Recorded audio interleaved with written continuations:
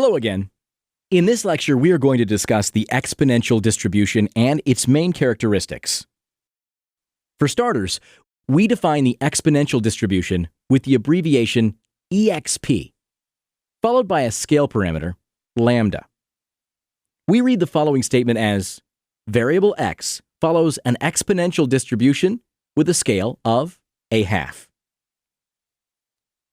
All right. Variables which most closely follow an exponential distribution are ones with a probability that initially decreases before eventually plateauing.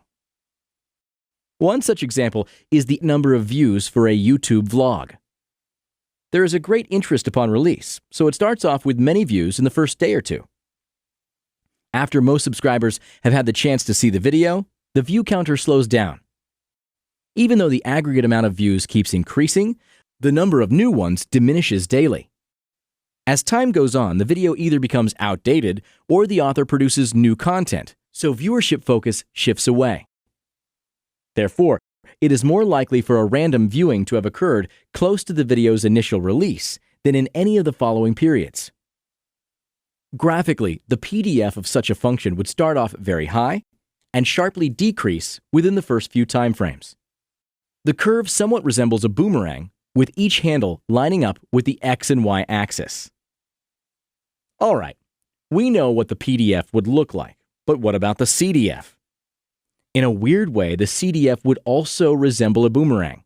However, this one is shifted 90 degrees to the right. As you know, the cumulative distribution eventually approaches 1, so that would be the value where it plateaus. To define an exponential distribution, we require a rate parameter, denoted by the Greek letter lambda. This parameter determines how fast the CDF curve reaches the point of plateauing and how spread out the graph is. All right, let's talk about the expected value and the variance.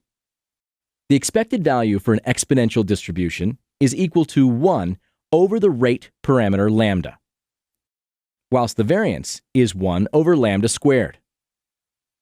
In data analysis, we end up using exponential distributions quite often. However, unlike the normal or chi-squared distributions, we do not have a table of known variables for it. That is why sometimes we prefer to transform it. Generally, we can take the natural logarithm of every set of an exponential distribution and get a normal distribution. In statistics, we can use this new transform data to run linear regressions. This is one of the most common transformations I've had to perform.